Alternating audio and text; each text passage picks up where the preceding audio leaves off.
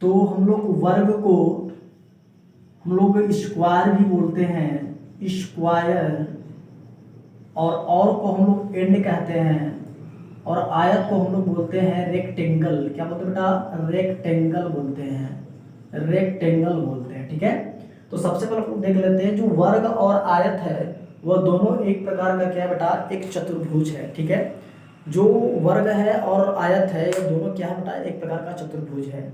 यानी वर्ग उसे कहते हैं जिन चतुर्भुज की चारों भुजाएं आपस में बराबर हो और उनके शीर्ष के बीच में एक 90 डिग्री का निर्माण हो। ठीक है, क्या हो? 90 डिग्री का निर्माण हो।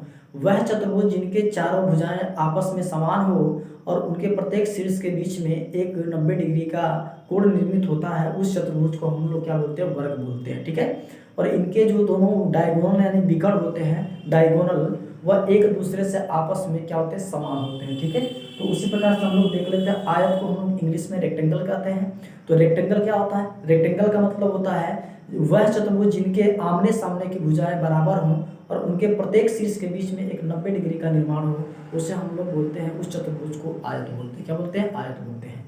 ठीक है, तो इस वर्ग को हम लोग स्क्वायर बोले और आयत को हम लोग रेक्टेंगल बोले। ठीक है, तो सबसे पहले हम लोग देख लेते हैं कि वर्ग होता क्या है।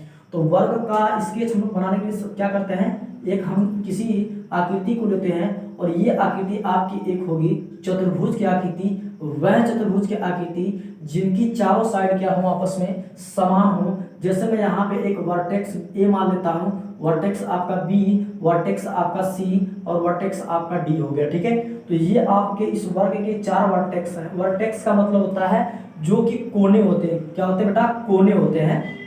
अब यहाँ पे 4 कोने हो गए, 4 शीर्ष हो गए। ठीक है, उन्हीं को हम लोग वर्टेक्स या कॉर्नर बोलते हैं, कॉर्नर। ठीक है, अब यहाँ से हमारे पास 4 साइड हैं, यानी हम कह सकते हैं कि जो हमारी ए बी साइड है और बी सी साइड है, जो सी डी साइड है और जो ए डी है, वो आपस में क्या होगी? बराबर होगी। या हम लिख सकते हैं कि ए से बी तक की जो दूरी यदि ए सेंटीमीटर है तो यहाँ से बी से सी तक भी क्या होगी? ए सेंटीमीटर ही होगी। सी से डी तक भी ए सेंटीमीटर ही होगी, ए सेंटीमीटर ही होगी। अब यहाँ से आपका एडी से भी ए सेंटीमीटर ही होगी। कितना होगी? ए सेंटीमीटर ही होगी। यानी हम लोग कह सकते हैं कि हमारी जो भुजाएं हैं क्या है बेटा? ये भुजाएं जो हमारी ए बी है वह किसके बराबर है? ए बी बी सी के बराबर है, बी सी सी डी के बराबर है और सी डी ए डी के बराबर है। और यानी सभी भुजाएं कितना है? ए सेंटीमीटर है। कितना बेटा? ए सेंटीमीटर है। तो सबसे पहले हम लोग देख लेते हैं कि इसकी जो एरिया होती है वह क्या होती है। तो area of a square, area of a square equal to, ये होता है आपका साइड का स्क्वायर। क्या होता है बेटा? साइड का स्क्वायर होता है। ये होता है आपका साइड का स्क्वायर, यानी साइड आपकी दी है ए सेंटीमीटर, यानी सभी साइड आपस में बराबर है। ठीक है, सभी साइड आपस में बराबर है, तो ये हो जाएगा आपका कितना? ए सेंटीमीटर का होल स्क्वायर। इसको जब हम तोड़ेंगे तो यह ए स्क्वायर सेंटीमीटर स्क्वायर हो जाएगा। ठीक है, उसके बाद हम देख लेते हैं पेरीमीटर्स ऑफ, क्या हो जाएगा? Square, perimeter of square, perimeter of square, of square. तो perimeter of square equal to क्या हो जाएगा बेटा? 4 इंटू साइड होती है, 4 इंटू क्या होती है बेटा? साइड होती है। तो अब यहाँ से आपको साइड कितना दिया है? 4 इंटू साइड दिया है ए सेंटीमीटर। 4 में ए का मल्टीप्लाई करेंगे, 4 ए सेंटीमीटर हो जाएगा। तो क्या हो जाएगा मेरी? पेरीमीटर्स ऑफ स्क्वायर, यानी कि यहाँ से ए से बी, बी से सी से डी और डी से ए तक पूरी दूरी को हम लोग जोड़ देते हैं आपस में, तो वही हमारा क्या कहलाता है? परिमाप या पेरीमीटर कहलाता है। ठीक है, उसके बाद आपका आता है डायगोनल। हमारे इस स्क्वायर के आकृति में 2 डायगोनल आपस में क्या है? समान है। ठीक है, एक डायगोनल आपका यहाँ से बनता है ए से सी तक, दूसरा डायगोनल आपका बनता है बी से डी तक बनता है। यानी जो हमारा डायगोनल है, यानी डायगोनल जो होता है, डायगोनल ऑफ ए स्क्वायर, तो diagonal of square equal to क्या होता है? करड़े में 2 इंटू क्या होता है बेटा? ए होता है। यानी हम लिख सकते हैं साइड, लिख सकते हैं, इनको साइड भी कर सकते हैं। अब ये आया कैसे? इनको आने के लिए हम लोग क्या करते हैं? इस साइड को हम ए माने हैं और इस साइड को भी ए माने हैं, तो हमारे यहाँ से जो बी डी है और जो ए सी है दोनों एक हाइपोटेनस का काम कर रहे हैं। हाइपोटेनस का मतलब कि किसी समकोण त्रिभुज के बीच, ठीक है, जो समकोण त्रिभुज होता है किसी एक राइट ट्रायंगल में जो एक समकोण त्रिभुज होता है उसके सामने की जो भुजा होती है वो आपकी एक हाइपोटेनस कहलाती है। अब देखिए बात करते हैं कि हाइपोटेनस मतलब होता क्या है। यहाँ से ये जो एंगल डी है, जो एंगल आपका सी है, जो एंगल आपका बी है, जो एंगल आपका ए है, ये सभी एंगल क्या है 90-90 डिग्री के हैं। तो हम लिख सकते हैं यहाँ पे कि कोण ए बराबर कोण बी बराबर कोण सी बराबर कोण डी बराबर आपका हो जाएगा कितना बेटा, ये हो जाएगा आपका 90 डिग्री। कितना होगा बेटा 90 डिग्री हो जाएगा। ठीक है, यानी कोण ए कोण बी कोण सी कोण डी भी कितना होगा 90 डिग्री होगा। यदि हम बात करते हैं त्रिभुज की तो त्रिभुज यहाँ से त्रिभुज आपका ए डी सी, त्रिभुज ए डी सी बराबर ए डी सी बराबर आपका ए बी सी, यानी त्रिभुज आपका ए बी सी बराबर आपका डी ए बी, आपका क्या हुआ त्रिभुज डी ए बी बराबर आपका हो जाएगा बी सी डी। क्या हो जाएगा बेटा त्रिभुज बी सी डी हो जाएगा। ये सभी त्रिभुज क्या है आपस में बराबर है, जो कि एक 90-90 डिग्री को बना रहा है। क्या बना रहा है बेटा 90 डिग्री को बना रहा है। और डायगोनल की बात करते हैं, डायगोनल आपके सामने बीडी और एसी है। तो दो डायगोनल है आपके पास, एक आपका क्या बेटा एसी है, दूसरी डायगोनल आपकी क्या बेटा बीडी है। और यही डायगोनल जो माप होगी वह कर्ण में 2 इंटू साइड होगी। क्या होगी कर्ण में 2 इंटू साइड हो जाएगी। ठीक है, ये आपका हो जाएगा स्क्वायर का फिगर और स्क्वायर का पेरीमीटर्स एरिया और इसकी डायगोनल्स ऑफ द स्क्वायर। ठीक है, उसके बाद हम लोग देखते हैं रेक्टेंगल बना लेते हैं। मैंने बताया कि रेक्टेंगल उससे कहते हैं जब जिनके आमने सामने की भुजाएं क्या होती है बराबर होती है। आमने सामने का मतलब वह चतुर्भुज जिनके आमने सामने की भुजा क्या होती है आपस में बराबर होती है। तो आइए देख लेते हैं हम लोग दूसरा क्या है। यहाँ हम लोग पहला देखें, दूसरा देख लेते हैं आयत।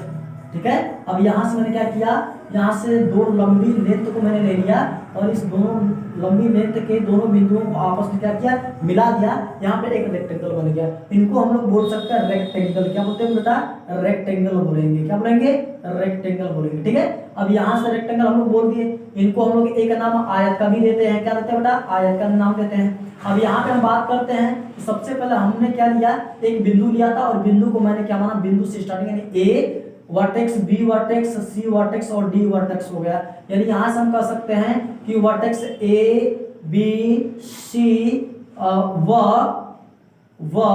डी क्या है, सभी क्या है सभी शीर्ष हैं। क्या बेटा सभी शीर्ष हैं। सभी क्या बेटा सभी शीर्ष आपके हैं, शीर्ष हैं। ठीक है शीर्ष हैं। उसके बाद हम लोग देख लेते हैं कि AB के बराबर आपका क्या होगा CD होगा। यानी AB भुजा के बराबर क्या होगा बेटा CD होगा। उसके बाद यहाँ से जो AB बराबर CD है वह आपका लेंथ है। क्या बेटा लेंथ है। क्या है लेंथ है। इनको हम लोग लेंथ या लंबाई भी कहते हैं। क्या कहते हैं इनको हम लोग लंबाई भी बोलते हैं। उसके बाद जो AD है वह BC के यानी इसके सामने बराबर है, यानी AD बराबर आपका BC हो जाएगा। यानी आपका AD बराबर क्या होगा बेटा AD बराबर आपका BC हो जाएगा। ये क्या है बेटा यह आपकी ब्रेथ है। क्या है बेटा ये ब्रेथ है। क्या है यह आपकी ब्रेथ है। ठीक है, ब्रेथ को हम लोग चौड़ाई भी कहते हैं। क्या कहते हैं चौड़ाई भी कहते हैं। और ब्रेथ को कई नामों से जानते हैं। ब्रेथ को हम लोग क्या क्या बोलते हैं बेटा, ब्रेथ को हम लोग वाइड भी बोलते हैं। क्या बोलते हैं वाइड भी बोलते हैं, ब्रॉड भी बोलते हैं। ठीक है, ब्रेथ वाइड ब्रॉड उनको हम लोग चौड़ाई कह सकते हैं। ठीक है, तो अब यहां से हम लोग देख लेते हैं एरिया ऑफ ए रेक्टेंगल। क्या देखेंगे रेक्टेंगल का देखेंगे। रेक्टेंगल्स क्या होता है, तो area of rectangle equal to क्या होगा बेटा, इसकी लेंथ यहाँ से L हो गई, यहाँ से यहाँ तक की लेंथ क्या होगी बेटा ये कैपिटल L हो गई। और यहाँ B से C तक की लेंथ क्या होगी बेटा ये आपकी हो गई आपकी B हो गई कैपिटल B। ठीक है, क्या हो गई कैपिटल B हो गई। ठीक है, अब उसके बाद यहाँ से एरिया ऑफ रेक्टेंगल्स क्या होगा बेटा, दोनों भुजाओं का आपस में मल्टीप्लाई हो जाएगा, लेंथ और ब्रेथ का हो जाएगा। L इंटू हो जाएगा B। क्या होगा L इंटू B हो जाएगा। उसके बाद देख लेते हैं पेरीमीटर।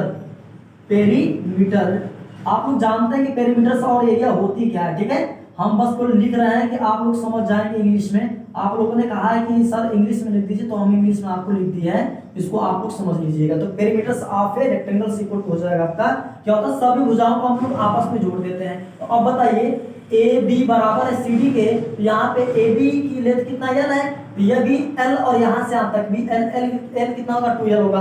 अब यहाँ से यहाँ तक आपकी B है, अब यहाँ से यहाँ तक B है, B 2B, यानी हम लिख सकते हैं इसको 2 यहां से लेंथ प्लस का 2 ब्रेथ, दोनों से 2 को कॉमन कर लेता है तो 2 हो जाएगा L प्लस का B हो जाएगा। ठीक है, ये आपका हो जाएगा किसमें बेटा, ये आएगा आपका पेरीमीटर होगा। क्या होगा, पेरीमीटर ऑफ ए रेक्टेंगल हो जाएगा। अब डायगोनल हम लोग देख लेते हैं, डायगोनल भी 2 सेम आएगा, यहां से A से C तक आएगा, अब यहाँ D से क्या आएगा, B तक आएगा। तो हम एक डायगोनल को स्केच कर लेते हैं। अब यहाँ से दूसरा डायगोनल आपका क्या हो जाएगा बेटा, ये हो जाएगा। तो हमारा डायगोनल 2 है, एक डायगोनल आपका BD है और दूसरा डायगोनल आपका क्या बेटा, AC है। दोनों आपस में बराबर हैं, दोनों की लेंथ हमें पता नहीं है, तो दोनों क्या है, डायगोनल है। अब ये डायगोनल बराबर होता क्या है, ये होता है लेंथ ऑफ ए रेक्टेंगल का square plus breadth of the rectangle का स्क्वायर, यानी हो जाएगा आपका लेंथ का स्क्वायर प्लस का ब्रेथ का स्क्वायर हो जाएगा, यानी लंबाई का स्क्वायर प्लस चौड़ाई का स्क्वायर हो जाएगा। ये अंडर रूट में रहेगा। ठीक है, यानी हम इनको एक चीज और लिखते हैं, कुछ बच्चे समझते हैं कि डायगोनल जो होता है बेटा, ये डायगोनल सर क्या होता है, तो डायगोनल मैंने बताया बच्चों को बेटा, डायगोनल होता है आपका a स्क्वायर धन का आपका b स्क्वायर भी कर सकते हो। क्यों, क्योंकि इसको a को आप मान सकते हो लेंथ और इसको ब्रेथ मान सकते हो। ठीक है, तो ये आपका जो डायगोनल आता है या तो मीटर में या तो सेंटीमीटर में या तो